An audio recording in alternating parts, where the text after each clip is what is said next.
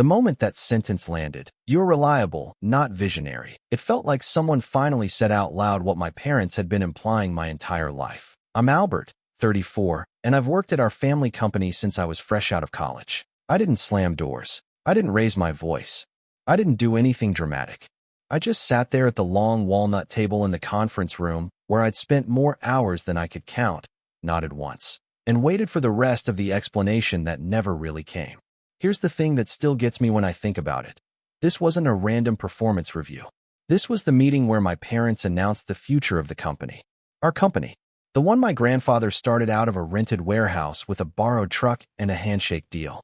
The one I'd grown up around, sweeping floors as a kid, stuffing envelopes as a teenager, staying late in my 20s because family pulls together. The meeting where they told me my younger sister, Elaine, 31, would be taking over as CEO. They framed it as a celebration. Coffee catered in. Pastries nobody touched. My mom smiling too hard. My dad standing at the head of the table like he was giving a keynote speech instead of quietly detonating my sense of place in the world.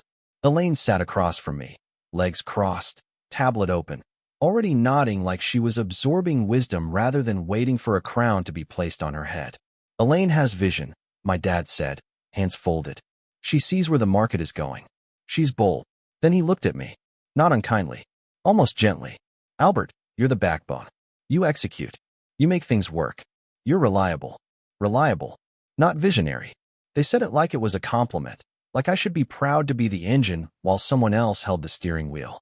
Like the last 12 years of my life. Projects salvaged at the 11th hour, clients saved after Elaine's bold ideas, went sideways, systems rebuilt quietly so no one upstairs had to admit mistakes, were proof that I belonged exactly where I was. Supporting. Fixing. Not leading. I remember nodding. I remember saying, I understand. I remember Elaine finally turning to look at me, giving me a small smile that felt rehearsed. This doesn't change anything between us, she said. I'll still need you. That was the first hint of disrespect, though I didn't name it that way at the time. I told myself families are complicated. I told myself leadership doesn't always look like fairness. I told myself being dependable mattered. I went back to my office after the meeting, closed the door, and stared at the framed photo on my shelf of my grandfather standing in front of that first warehouse, hands on his hips, smiling like he couldn't believe it had worked. What I didn't do was argue. I didn't remind them that I'd led the turnaround project 5 years earlier when we nearly lost our biggest client. I didn't bring up the international expansion plan I drafted that Elaine dismissed as too cautious, right before the market did exactly what I warned it would. I didn't mention the nights I slept on the office couch during a system migration so the company wouldn't lose a single hour of uptime. Instead, I asked what they wanted me to focus on next. My dad seemed relieved by that. Just finish out the Horizon account, he said. Get it wrapped cleanly. After that, we'll figure out your role under Elaine. Under Elaine. That phrasing stuck with me longer than it should have. The Horizon account wasn't small. It was the largest contract we'd signed in a decade, and it was delicate. New market, tight margins, a client that tested every assumption you made just to see if you'd blink. I'd been leading it from day one, and everyone knew it was on track because I was on it. Elaine had swooped into one meeting early on, tossed around some buzzwords, then lost interest when it required patience instead of applause. So I wrapped it up. I did exactly what I'd always done. I stayed late. I triple-checked everything. I made sure the handoff documents were airtight so no one could say success happened by accident. Elaine dropped by my office once during that stretch and said, "Don't burn yourself out. We'll need you long-term. We need you." Meanwhile, the tone in meetings started to shift. Elaine spoke more, listened less. She started scheduling strategy sessions without me, then asking for my input afterward when decisions were already made. My parents backed her instinctively. If I raised a concern, my mom would say, "Let's give Elaine room to lead." If Elaine contradicted me, my dad would smile and say, "See, that's the vision." At home, it leaked into family dinners. Elaine talked about her company. My parents asked her opinion on things they used to ask me about. When an uncle complimented a successful rollout I'd managed, my mom corrected him gently. "Elaine's really steering things now." I started to feel like a ghost in a place I'd helped build. Still, I kept my head down. I told myself professionalism mattered. I told myself storms pass. I finished Horizon ahead of schedule, under budget, with the client already talking about expanding the partnership. The thank you email from their executive team was glowing. I forwarded it to my parents and Elaine, added a short note, wrapped up as promised. Elaine replied with a thumbs-up emoji. 2 weeks later, after the dust settled, after the late nights stopped and the adrenaline faded, my calendar was suddenly empty in a way it hadn't been in years. No major projects assigned. No strategic meetings with my name on them. Just maintenance work. Oversight. Cleanup. That's when my phone rang. Unknown number. I almost let it go to voicemail. When I answered, a calm voice said, "Albert, this is Daniel from Northbridge Group. I hope I'm not catching you at a bad time." Northbridge wasn't just a competitor. They were the competitor. The firm my parents measured themselves against. The one Elaine liked to mock as all talk and money. I stepped into the hallway, closed the door behind me. Daniel didn't waste time. "We've been watching your work for years," he said, quietly, "especially how you handled Horizon." I remember leaning against the wall, my heart doing something strange and heavy in my chest. "I'm not looking to move," I said automatically, out of habit more than truth. "That's fine," he replied. "We weren't looking to poach. We're building something new. And we need leadership that knows how to execute and see the long game. Vision with discipline. Vision." The word landed differently this time. He suggested coffee. Just a conversation. No pressure. I agreed before I could overthink it. I didn't tell my parents.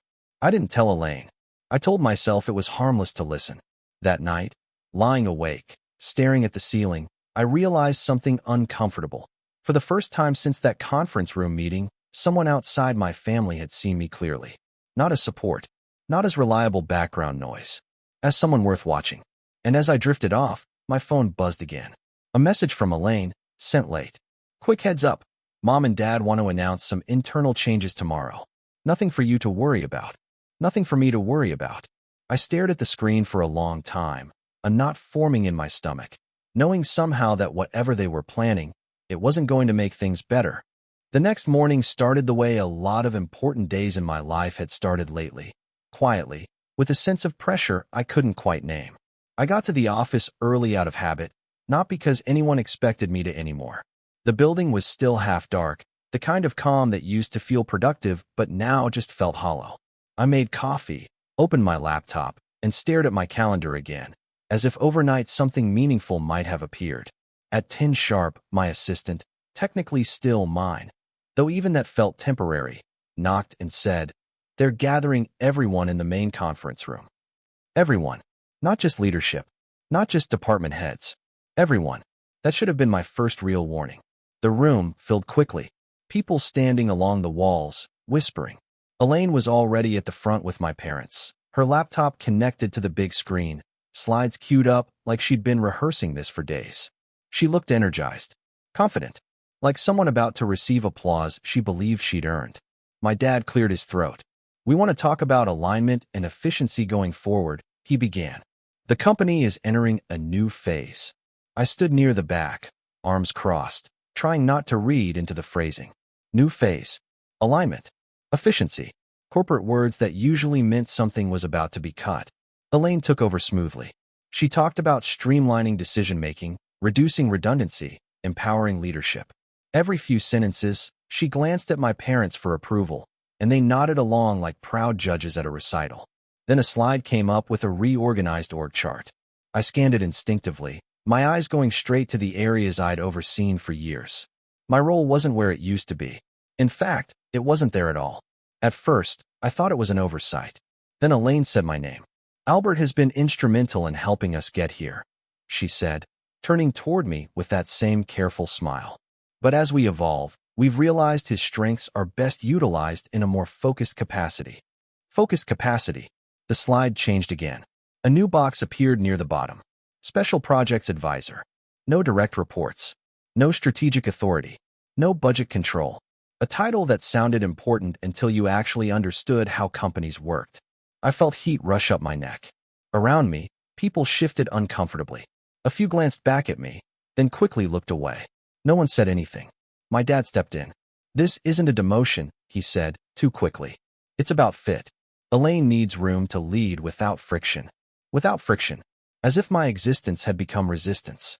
The meeting wrapped up with polite clapping that sounded more like relief than celebration. People filed out, avoiding eye contact. I stayed where I was until the room emptied, staring at that org chart like it might rearrange itself if I waited long enough. Elaine approached me afterward. "I hope you're okay with this," she said. I really tried to position it positively. I asked her if she'd known ahead of time. She hesitated just long enough to answer the question without answering it. Mom and Dad and I talked through a lot of options. That was when something in me shifted. Not anger yet. More like clarity. The slow realization that these decisions weren't clumsy or accidental. They were deliberate, discussed, planned, and I'd been kept out of the room on purpose. Over the next few weeks, the change became painfully real. People who used to come to me for decisions now copied Elaine and waited for her response, even when she forwarded the email back to me with a vague thoughts attached. Projects I'd built from scratch were reassigned. Meetings were scheduled without me, then summarized after the fact. My new role amounted to being consulted when something was already broken. At home, it was worse. Sunday dinners turned into informal board meetings. Elaine talked numbers. My parents praised her instincts. When I tried to contribute, my mom would say, "Let Elaine finish her thought," even if Elaine had just interrupted me. One night, my dad laughed and said, "You always were better at execution than ideas, Al." I smiled and nodded and went to refill my water like I hadn't just been reduced to a personality trait at my own table. Meanwhile, Northbridge didn't disappear. Daniel followed up with an email after our coffee. No offer, no pressure, just a thoughtful note referencing specific decisions I'd made on Horizon, risks I'd mitigated before they became visible. He mentioned they were forming a new division and were being very selective about leadership. Leadership. Again, I didn't reply right away. Part of me still clung to the idea that if I just stayed steady, my parents would realize what they were losing. That family loyalty still counted for something. That being patient would eventually be rewarded. That illusion didn't survive the quarterly review. Elaine presented glowing numbers, many of them directly tied to systems and processes I'd put in place years earlier. She spoke in broad strokes, talked about culture and momentum. When questions got technical, she glanced at me, and I answered from the sidelines like a consultant watching someone else take credit for your work. Afterward, my mom pulled me aside. "We're so proud of how supportive you're being," she said. "Not everyone could handle this transition with such grace." Grace, as if swallowing disappointment quietly was a virtue rather than a necessity. The real breaking point came a week later, and it didn't happen at the office. It happened at my parents' house, on a Tuesday evening, when my dad called and asked me to come by. "Just the four of us," he said. "We want to talk through something." I arrived to find documents spread across the dining table. Legal looking. Serious. Elaine was already there, relaxed, scrolling on her phone like this was a formality. My dad gestured for me to sit. "We've been working with the company attorney," he began, "on succession planning." That phrase again. Succession. As if it hadn't already been decided. He slid a folder toward me. "We think it's best to formalize ownership now, rather than later." I opened it slowly. The language was dense, but the numbers were clear enough. Elaine was being granted controlling interest. Not eventually. Now. Through a restructuring that reallocated shares under the guise of tax efficiency and continuity. My share, my equity, earned over years of sweat and reinvested bonuses, was being converted into a non-voting stake. I looked up, my throat tight. This wasn't discussed. Elaine finally looked up from her phone. "It's just paperwork," she said lightly. "You'll still benefit financially." Financially? Like that was the point. I asked if I had a choice. My dad sighed, already tired of the conversation. "This is what's best for the company. We need unity at the top." Unity, apparently, meant silence from me. I closed the folder. My hands were steady, but my chest felt like it was collapsing inward. "You're asking me to sign away my voice," I said. My mom reached across the table. "Albert, don't make this emotional." That was it. That was the moment everything finally broke. Not loudly, not dramatically, just a clean, sharp realization that my loyalty had been mistaken for consent. "I need time," I said. Elaine rolled her eyes. "We're on a timeline." Of course they were. I left without signing anything. Drove home in silence. Sat on my couch staring at the wall, replaying every moment I'd told myself family comes first, that patience would pay off. The next morning, before I could even process it, My inbox filled with notifications. Access changes. Permissions revoked. A system I'd overseen for years now required approval through Elaine's office. Then my phone rang. Daniel again. I'm glad I caught you, he said. I won't dance around it. We're ready to move forward. We want you to lead the new division. I didn't answer right away. I was still reeling, still trying to reconcile the fact that my own family had just tried to quietly erase me from the future of the company. That's when my assistant knocked, pale-faced. Albert, she said softly. Elaine asked me to forward this to you. She handed me a printed email. It was from the company attorney. Addressed to Elaine. CC'd to my parents. Subject line, amendment confirmed, Albert's position and equity adjustment. Dated that morning. They hadn't waited. They'd already moved forward. Without my signature. Without my consent. I stood there, paper trembling in my hand, understanding in that instant that whatever came next, there was no going back to how things were. I wish I could say I walked out of the office that day with my head high and a clear plan. I didn't. I went back into my office, closed the door, and sat there for a long time with that printed email on my desk, staring at my own name like it belonged to someone else. Amendment confirmed. Position adjusted. Equity adjusted. The words felt clinical, almost polite, which somehow made them worse. Years of work reduced to a footnote that didn't even require my agreement. I didn't confront anyone. Not that day. I packed my bag, shut down my computer, and left early for the first time in years without telling anyone where I was going. No one stopped me. No one followed. That alone said more than any argument could have. The next few weeks blurred together in a way I'm still embarrassed to admit. I told myself I was taking time to think, but really, I was stalling. My routine collapsed. I stopped waking up early. I ignored emails. I let calls go to voicemail, including a few from my parents that I wasn't ready to answer. I'd sit on my couch in the middle of the day, watching sunlight move across the floor, wondering how someone could give so much of themselves to something and still be so disposable. The worst part wasn't the demotion or the shares. It was the quiet, the absence of urgency. For years, my value had been measured by how needed I was. Suddenly, I wasn't needed at all. Elaine didn't reach out personally. Communication came through assistants and forwarded messages. A request for documentation here. A clarification there. Always phrased as if I were a contractor, not her brother. Not the person who'd built half the systems she was now inheriting. I complied at first, answering questions, forwarding files, tying up loose ends. Old habits die hard. Then came the email that finally pushed me over the edge. A calendar invite titled Knowledge Transfer, Albert. 3 hours blocked. Mandatory attendance. Agenda attached. I stared at it, something heavy settling in my chest. Knowledge transfer. Like I was a machine being decommissioned. I declined the invite. No explanation. Just a quiet click and a deep breath I didn't realize I'd been holding. That night, my mom called. I let it ring twice before answering. Your father's upset, she said, skipping any greeting. Elaine says you're being difficult. I laughed, a short sound that surprised both of us. Difficult how? You're not cooperating, she said. This transition requires maturity. Maturity. Again. Always that word when they wanted obedience. I gave 12 years, I said. I cooperated plenty. There was a pause, then her voice softened. We don't want this to become ugly.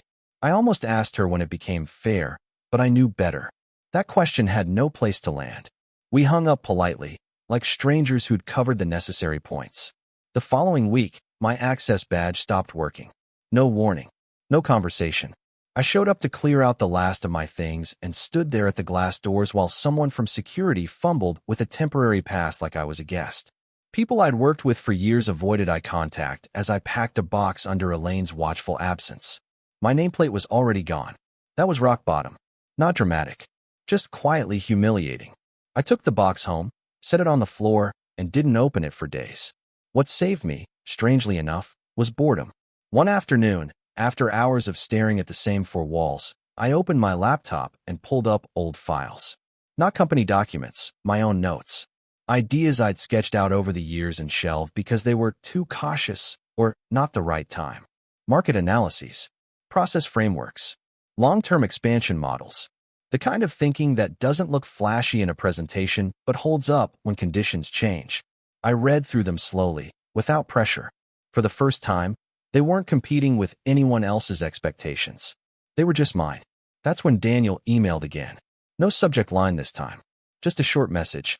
I know timing matters. If you're open, I'd like to talk next steps.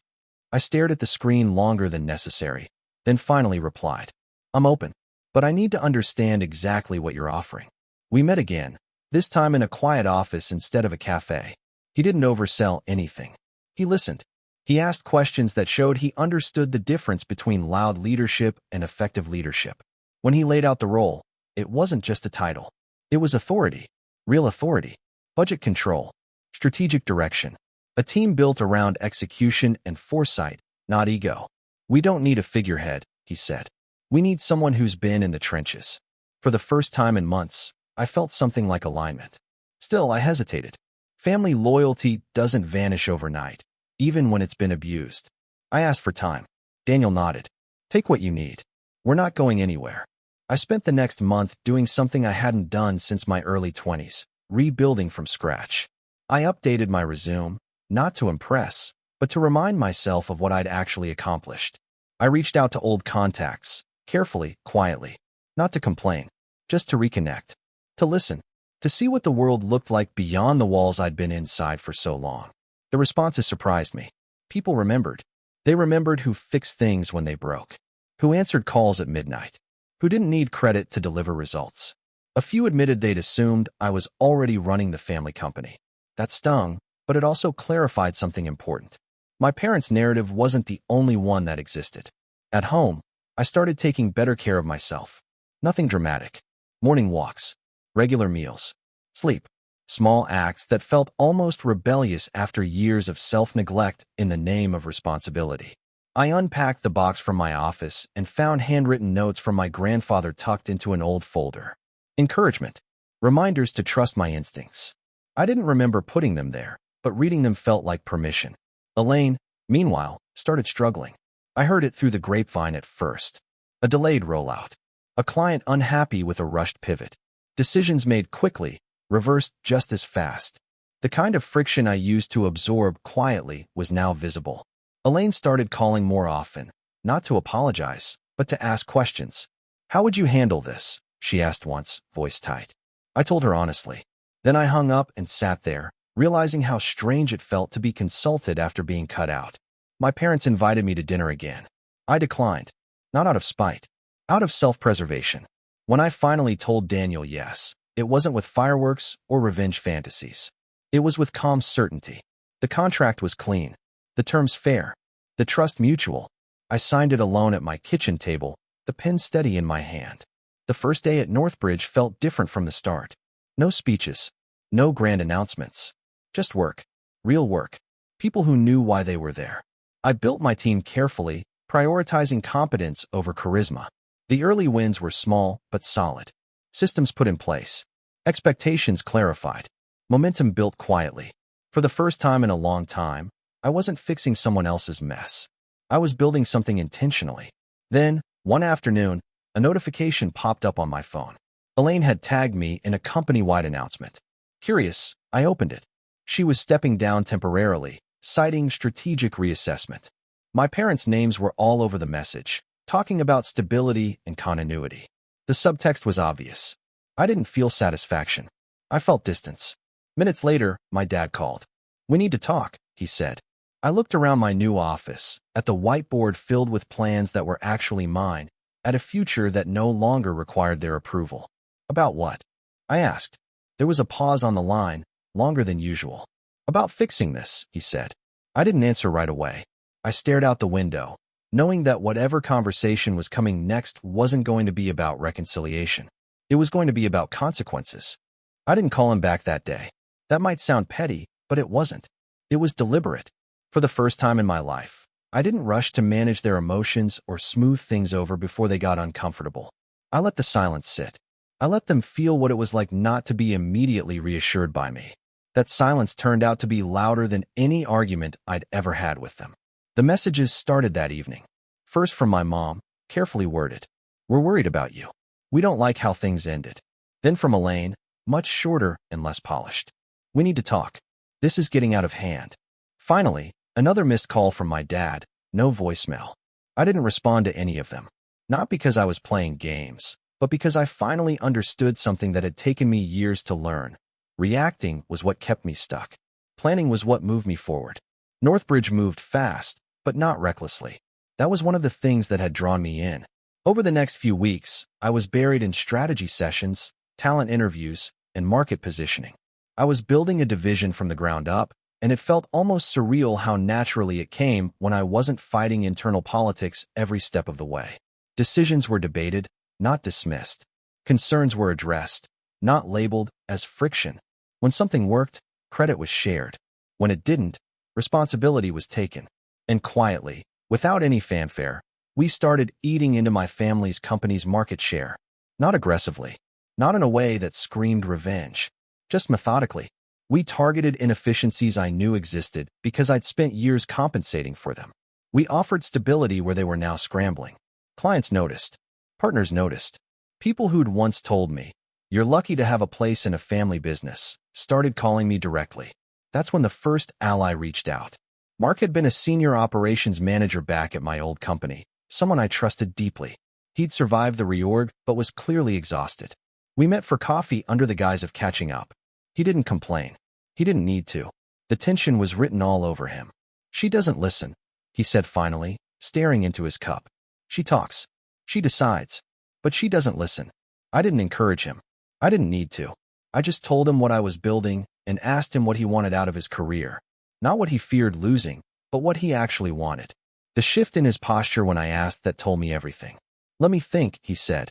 Over the next month, 2 more people reached out independently. One from finance. One from client relations. Same story. Same exhaustion. Same sense that the company had lost its center now that the person quietly holding it together was gone. I never initiated those conversations. I didn't have to. Gravity did the work for me. At the same time, I started gathering information. Not illegally. Not underhandedly. Just by paying attention. Elaine was making mistakes, and my parents were panicking. They brought in consultants, expensive ones, to tell them what they wanted to hear. They started restructuring again, trying to undo changes they'd just announced months earlier. Clients were confused. Employees were nervous. And then came the email. A mass email sent to former stakeholders, which apparently included me. It was framed as an olive branch. An invitation to attend a strategic alignment dinner with the board, my parents, and Elaine. A chance to reconnect and explore mutual opportunities. Mutual opportunities. I almost deleted it. Almost. Instead, I forwarded it to Daniel with a simple note. "They're feeling pressure." He replied within minutes. "Good. Let's be smart." That dinner became the focal point of everything that followed. I didn't agree immediately. I waited 2 days, then replied politely, professionally. Happy to attend and listen. No promises. No warmth. Just enough to let them believe they still had access to me. In the days leading up to it, the calls intensified. My mom tried nostalgia. "Remember how proud your grandfather would be." My dad tried authority. "We can still fix this internally." Elaine tried urgency. "You don't understand how bad it is." That last one almost made me laugh. I spent the week preparing, not emotionally, but tactically. I reviewed old contracts, shareholder agreements, board bylaws. Things I'd never bothered to weaponize before because I'd assumed good faith. Turns out, I'd been meticulous for years, documenting decisions, approvals, risk assessments. Back then, it was about protecting the company. Now, it was about understanding leverage. And there was leverage. More than they realized. One clause in particular caught my attention. A provision requiring unanimous consent from voting and non-voting shareholders for certain strategic asset transfers. It had been included years ago on my recommendation, dismissed at the time as overly cautious. My parents had agreed just to move the meeting along. They'd forgotten it existed. I hadn't. Meanwhile, Northbridge made a quiet announcement of our own. A new long-term partnership with a major client. One my family's company had been courting unsuccessfully for months. The press release didn't mention me by name, but people in the industry knew. My phone buzzed nonstop that day with congratulations and questions. That night, Elaine called again. I answered this time. Her voice was tight, stripped of the confidence I'd grown used to hearing. "Is this what you wanted?" she asked. I considered the question carefully. "I wanted to be treated fairly," I said. "This is just the outcome of what you chose." She went quiet. Dad thinks you're trying to destroy us. I looked around my office, at the team working late because they believed in what we were building, not because they were afraid. I'm not destroying anything, I said. I'm building something else. The dinner arrived faster than expected.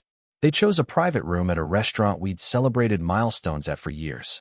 Same place, same polished wood, same framed photos of ribbon cuttings along the walls. Nostalgia as strategy. My parents stood when I walked in. Elaine followed a beat later. They all looked relieved, like my presence alone meant control had been restored. We made small talk, ordered drinks, pretended this wasn't a negotiation wrapped in family history. Then my dad leaned forward. Let's be honest, he said. The company is facing challenges. Challenges that wouldn't exist if we were unified. There it was. The opening line. I listened. I let them talk. About legacy. About mistakes. About how things got away from us. Elaine apologized, sort of.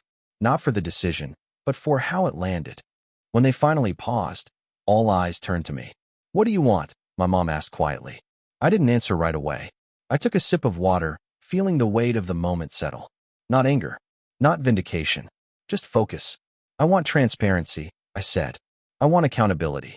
And I want respect. The kind you don't offer when you think someone has no options. My dad frowned. Are you threatening us? I shook my head. No. I'm informing you. I slid a folder across the table. Not thick. Just enough. Elaine reached for it, then hesitated. You might want to read that, I said calmly. Before we talk about next steps. They opened it. Pages rustled. Expressions changed. Confusion.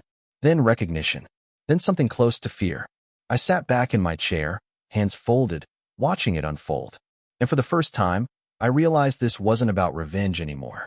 It was about finally reclaiming the power I'd given away for free. I didn't push further that night. I didn't need to. I stood, thanked them for dinner, and said, we'll talk soon. As I walked out, my phone buzzed with a message from Daniel. Ready when you are. I smiled to myself, knowing the final move hadn't even been made yet. We did talk soon, just not in the way they expected. 2 days after that dinner, my dad called again. This time his voice was controlled in that way people get when they're trying very hard not to panic. He asked if we could meet privately, no lawyers, no advisors. Just family. I agreed, but on my terms. Neutral location. Daytime. And I made it clear I wasn't coming to negotiate feelings. When I arrived, my parents were already there. Elaine showed up late. She looked tired. Not the dramatic kind of tired, but the bone-deep exhaustion of someone realizing they might not actually be as prepared as they thought. My dad started immediately. We reviewed the documents you shared. I nodded. Good. He tried to frame it as a misunderstanding. That some clauses were outdated. That intent mattered more than wording. That family shouldn't be boxed in by technicalities. I let him talk himself out. I didn't interrupt. I didn't correct him. I just waited.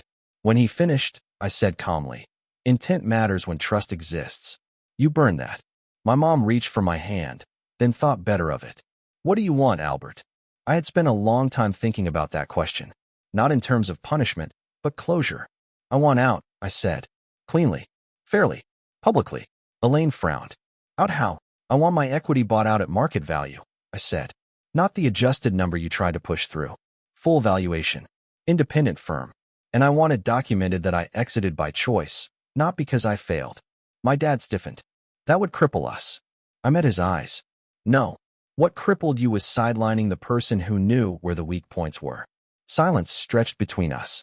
Elaine finally spoke, her voice quieter than I'd ever heard it. If we agree, will you stop? That question told me everything. They weren't thinking about reconciliation. They were thinking about survival. I'm not attacking you, I said. But I won't protect you anymore. They asked for a week. I gave them 3 days. Behind the scenes, things moved quickly. Northbridge finalized another partnership, this one public. The market noticed. Analysts noticed. Questions started being asked about my family's company, why contracts were slipping, why leadership seemed unstable, why the steady hand everyone remembered was suddenly gone. 3 days later, they agreed. The buyout was painful for them. I didn't soften the terms. I didn't inflate them either. I insisted on fairness, not mercy. Papers were signed. Funds transferred. My name was removed from internal systems and shareholder lists. For the first time in my adult life, I was no longer tied to the company by anything other than blood. But I wasn't finished. A week after the buyout, I exercised the last bit of leverage I had left. I informed the board, politely, professionally, that certain strategic moves Elaine had already initiated were in violation of the unanimous consent clause. Moves that were now void. Deals that would need to be unwound. Timelines reset. The fallout was immediate. Clients got nervous. Consultants backtracked. The board demanded answers. My parents were forced to explain decisions they'd waved through without understanding the consequences. Elaine's vision was suddenly under a microscope, stripped of buzzwords and exposed to scrutiny. She resigned 2 months later. Not ceremoniously, not dramatically, just a quiet announcement citing personal reasons. My parents tried to hold things together, but without Elaine as the centerpiece and without me as the safety net, cracks became impossible to hide. Revenue stabilized eventually, but growth stalled. The company didn't collapse. It didn't need to. Watching it shrink into something smaller, more cautious, more ordinary was consequence enough. As for me, life moved forward in ways I hadn't expected. Northbridge thrived. The division I built became one of its strongest performers within a year. Not because I was louder or bolder, but because I trusted the same instincts I'd been told were insufficient. I promoted people who listened. I planned for risks instead of ignoring them. I built systems that didn't require heroes to function. People noticed. Industry events that used to invite me as an afterthought now asked me to speak. Articles were written. My name became associated with stability, foresight, execution. All the things I'd been quietly doing for years. My parents and I don't talk much anymore. We're polite on birthdays, careful on holidays. There's an unspoken understanding that something fundamental was broken and repaired only enough to function, not enough to feel whole. Elaine and I haven't spoken since her resignation. I don't hate her. I just don't trust her. Sometimes I think about that conference room, about the way my dad said reliable, like it was a limitation instead of a foundation. I think about how close I came to accepting a smaller life just to keep the peace. And then I look around at what I built when no one was trying to define me. The funny thing is, I never set out to prove them wrong. I just stopped letting them decide what I was worth.